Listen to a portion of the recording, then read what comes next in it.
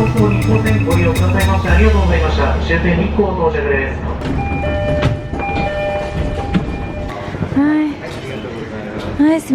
Good morning everyone, welcome back to the channel. We are here on day, I actually think it's 7, but I have lost count. Let's say day 7. Day 7 of our April 2018 trip to Japan. Yeah, we're here in Nikko station. We're in Nikko today. Nikko is a very famous place in Japan, incredibly famous. There's a very elaborate shrine here. It's a shrine dedicated to Tokugawa Ieyasu, the man who is credited with uniting all of Japan. Everywhere you go in Japan, to any historical site, they will always have a reference to Tokugawa Ieyasu, especially if you visit castles. You see his name everywhere. He's credited for uniting all of Japan. Around what time was it? 1600, 1500, 1600, 1500, 1500. I'll put the dates down below. Anyway, this is his shrine. It's also his mausoleum, so he's over there. His grandson's shrine is here too. There's a beautiful gorge here. It's also very close to a lovely lake which sits at the bottom of a mountain, so we're going to go pop and see that too. I'm actually standing outside the Nikko Tourism Information point. In there you can buy special bus tickets which you can take to tour around Nikko. If you're only going to see the shrines, you can get a bus ticket for 500 yen. If you're going to see the shrines and the lake, you can get a 2-day bus ticket for 2,000 yen. You cannot buy a 1-day bus ticket to visit the lake and the shrines. It's worth it anyway. The one-way trip up to the lake is over 1,000 yen, so to get there and back it's going to cost you. So if you're going to go to the lake, you might as well get the 2-day bus ticket. So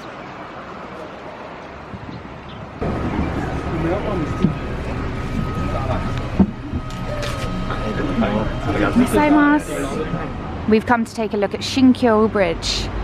This bridge has been standing here since 1636, but there's been a bridge in this spot for a lot longer. It marks the entrances to the main shrines, which I believe are up those stairs to the right there. It's a beautiful bridge. You have to pay an entrance fee to walk over it. So we are going to skip it because the main thing is to come and go and take a picture. But you can pay a small entrance fee to walk over it if you wish. Seems like they have some good maps. We're heading up to there, yeah? We are heading up to Tosho-gu Shrine, yeah. Cool. Let's get that done and over with and before all the crowds get here. It's so much quieter than I remembered it. It was like, last time I came here, it was like Disneyland at 11 o'clock on a Saturday. It was, it's very busy. I think a lot of people day trip this place from Tokyo because it's so easy to do as a day trip. So I reckon around 11 o'clock it'll get really busy. So if we get this shrine done quickly, it'll be good. The dragon! I forgot about him. Yeah, you remember. This is such an awesome dragon. I think I have a picture of him on my Flickr. We're now on the big path, walking up to the shrine over there. Here we go, this is the gate here. We cannot walk up the gate, or through the gate, so we're gonna have to go round. I love this pagoda. This is amazing. It has earthquake defense, and it's really cool. So there it is. I had to go pretty far back to get it all in shot. The gate on the left, pagoda on the right hand side. Amazing. Don't see many 5-story pagodas in Japan. There's actually very few. That little hut there is where you buy tickets to go around it. It's 300 yen to walk around and see the pagoda. Or you could just take pictures of it from the outside. Liam is picking us tickets up for the shrine, and we're about to go up those stairs into the shrine. Liam, how much was the ticket? 1,300 each. 1,300 each. Quite expensive, but this is kind of a special place, so I guess that's why they are a little pricier. All right, let's head in and have a look around. What's that? Oh my gosh. I forgot how impressive this place was. Or is. We're standing outside the 3 storehouses. These are storehouses you see as soon as you enter into the main shrine. One of the cool things here is there's a lot of carvings around this whole shrine. One of these storehouses is carvings of elephants. I'll show you it over here.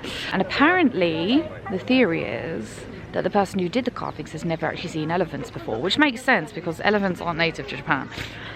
So it is thought that he just copied them from paintings he had seen, which is quite cool.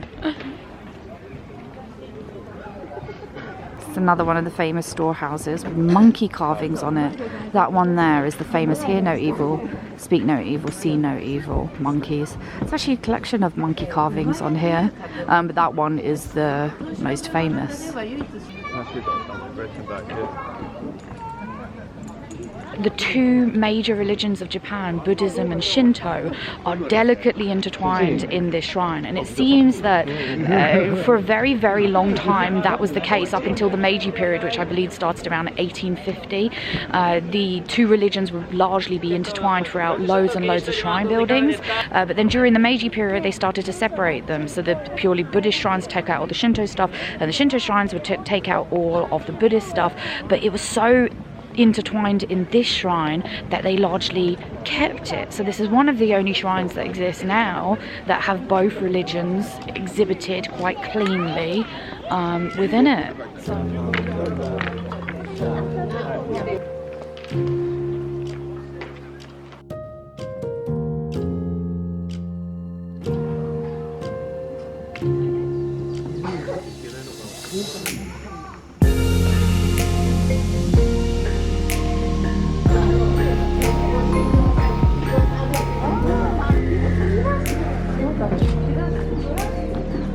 That gate is said to be the most ornate and important gate in all of Japan, which is kind of amazing. Pretty amazing.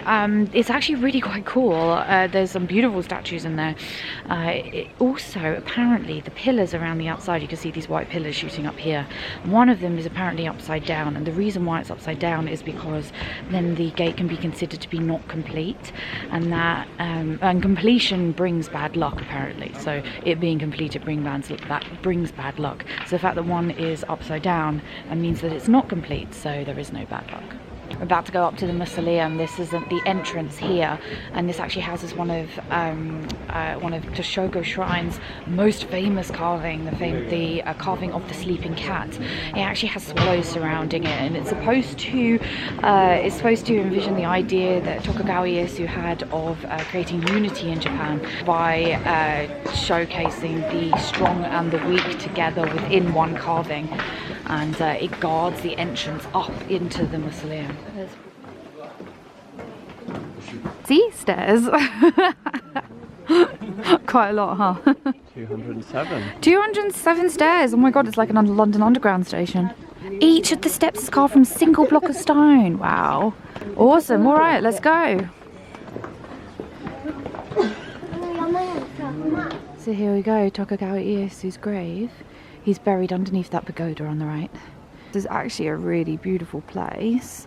And Tokugawa Ieyasu picked Nikko himself. But look at this backdrop.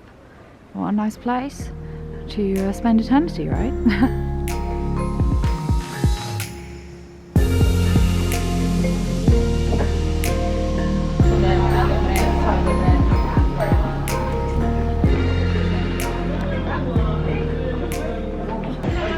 Absolutely amazing. Oh my gosh, we just went into this hall over here. It was so cool. I had no idea what was in there. You go into this hall, you line up, and then they lead you into sort of the main, I guess it's the main shrine area, right? Inside of there is a dragon painted on the ceiling. They call it the Roaring Dragon. Apparently some people think it's called the Crying Dragon. It's actually called the Roaring Dragon. And it's called the Roaring Dragon because if they strike the two blocks together that make that kind of very distinctive noise. What do you call those two blocks? I don't know, but yeah, it's a clap sound. Yeah, it's like a clapping sound. They do it with the two blocks. You see them, hear them often at temples.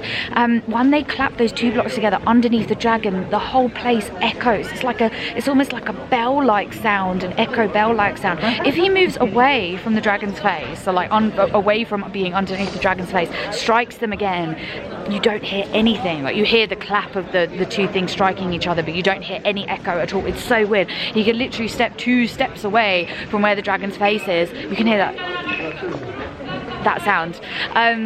You don't hear the echo, but if he claps them underneath the dragon, you hear this. It is like a roaring echo. It's unbelievable. I couldn't quite work it out. Just doing it under it there. Oh, it's amazing. It was so good.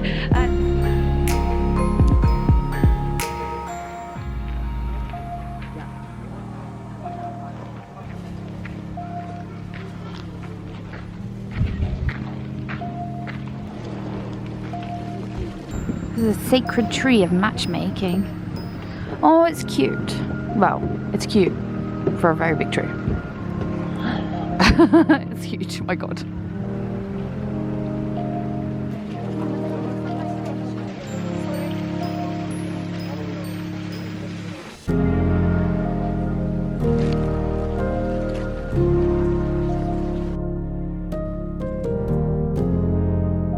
We left Tosho-gu Shrine, and then we walked through Futala-san Shrine, which is right next to it, and came here, which is Taiyuinbyo.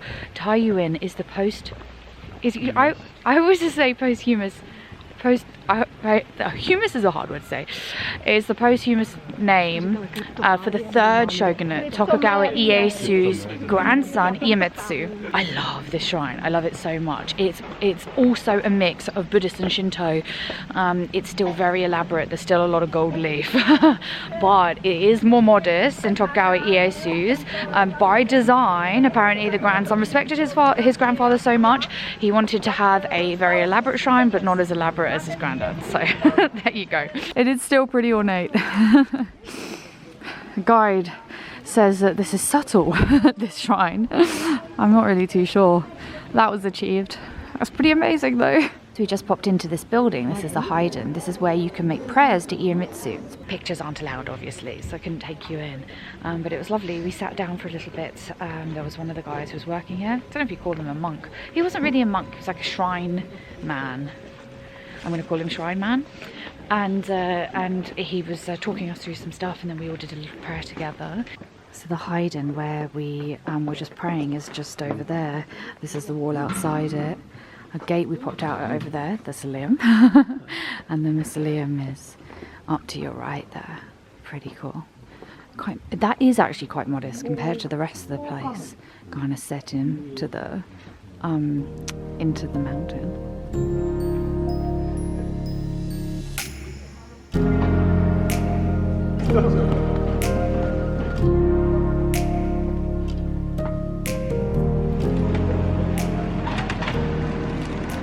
Well, we've come over to Keegan Waterfall, which is a waterfall right by where the bus drops you off at Lake Chuzenji Onsen. So that's the bus stop that you want to get if you come up here. It's Lake Chuzenji Onsen, and then from there there's a 5-minute walk over to Keegan Waterfall, which is where we are now. Check it out, it's actually pretty awesome.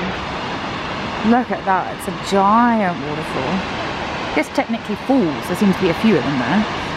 You can also take an elevator down to go see it from the base, which is what we might do now. So that's Liam going up to the ticket window over here. This is the entrance to the elevator. It says there, I guess that's Keegan Waterfall on the left hand side, 3 complicated kanji, and then elevator straight afterwards. Here we go. Look at that, that's amazing. Oh my gosh, what a waterfall. And look at all those waterfalls underneath it, that's amazing. Alright, let's pan up. We've come to the lower observation deck. Get a better view from the bottom. Oh yes, love me some of that waterfall.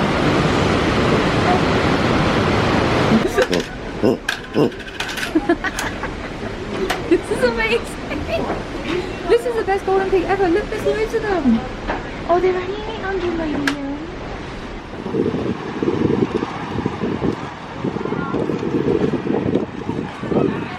Lake Chuzenji. Yes, welcome to Lake Chuzenji, guys. You might be able to see a massive torii gate, and you may be able to make out a bit of the water over there. I tried to do a little bit of videoing outside, but it's so windy, I'm not too sure you've been able to hear anything. A cloud has set in over Lake Chuzenji, and so we actually can't see the mountain, Mount Nantai, which is up over there. We can't see it from the lake because it's so thick. The fog is very, very thick, or the cloud's very, very thick. We can see the lake though, which is amazing. We saw that beautiful waterfall over there, the Keegan waterfalls, so we saw them, which is amazing. I'm not too worried because I've seen this lake with the mountain before, so if you want to see that, I wasn't vlogging at that time, but I was taking a lot of pictures and uploading them to Flickr, so I'll put a link up to my Flickr if you want to see what it looks like. We've now stopped into a cafe called Cafe Toki Cafe. Can't quite remember, but it looks like they have their own cheesecake here, so we're going to try some of that. And we're also going to have a quick coffee to warm up up because it's so cold up here. It's actually quite high. The elevation we're at is about 1,200, 1,300 meters, so we're quite high up, so it's very, very cold, hence the gloves. If you do visit here, and it is a nice day, one of my best recommendations is to head up that road over there and go to a temple called Chuzenji Temple. I think it's called Chuzenji Temple. It's not the best temple I've been to in the world. It's cute, but it's an okay temple, but it has a beautiful view from there of the lake and the mountain in the distance. So if you do happen to be here on a good day, it's a good place for you to go and see.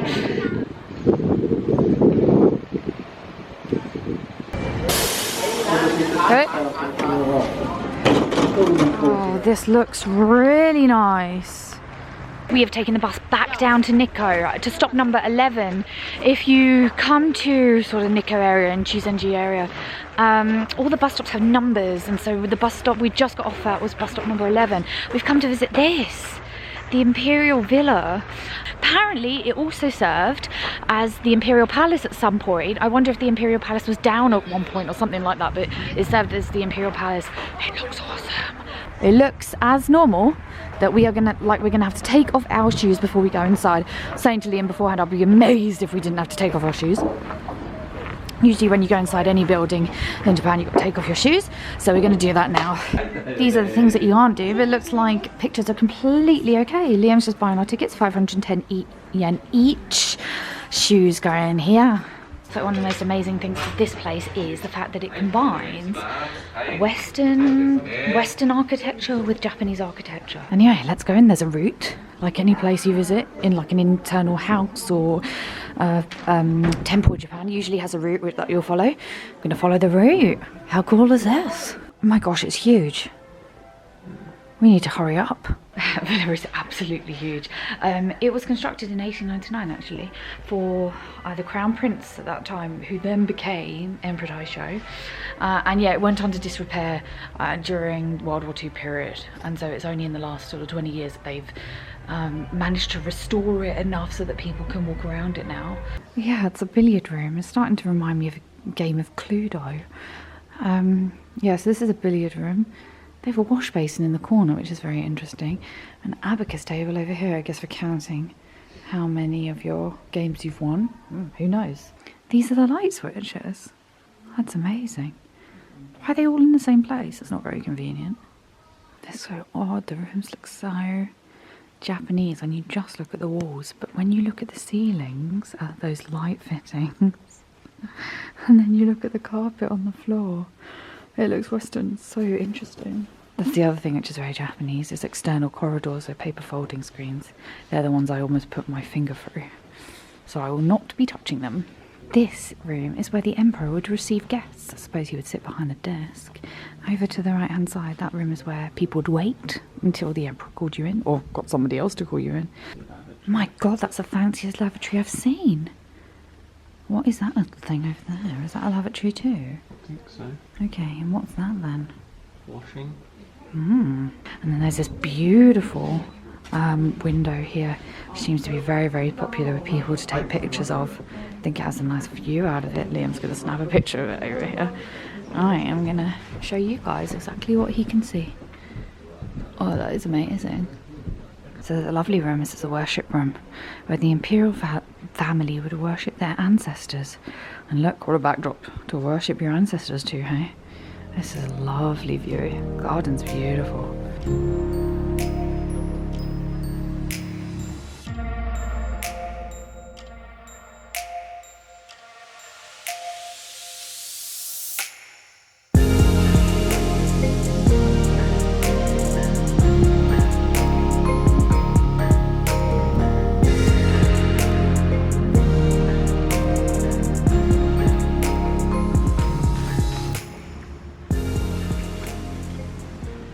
We have taken an odd detour from the villa to come to see Kamangafuchi Abyss, which is set into a gorge and is a long walkway with lots of little sort of Buddha style statues, and they're called Jizo, and they line up. Apparently there's a myth to do with them in that every time you count the number of statues, I think there's around 74, but every time you count you miscount, so you always get a different number. They are often called the yokai jizo or jizo yokai, like ghost statues, because of this kind of weird phenomenon of you always miscounting them. Here they are, lines and lines of jizo statues. Oh my gosh, they go on.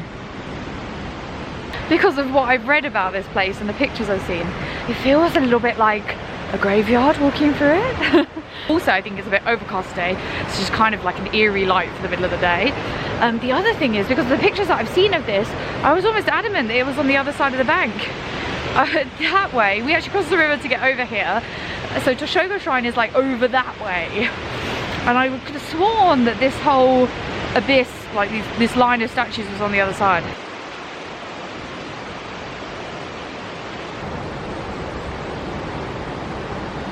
Right, we think we've reached the end. I think we should count them all on the way back in our heads and see if we get different numbers. Try if you want. Yes. Let's do it. What? Are you ready? Yeah. I got 88.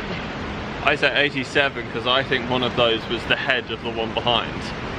Oh. But yeah, 87 and 88. So you're going on a technicality. I think it counts.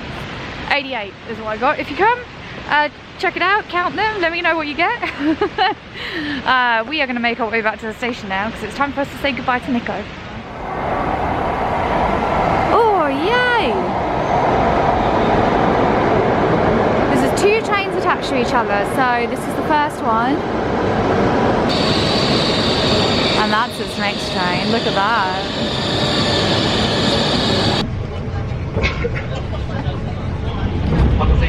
That's the train. We took the train back from JR Nikko station to Utsunomiya, which is where we are right now, and we just got onto a train, a bullet train to go back to Tokyo.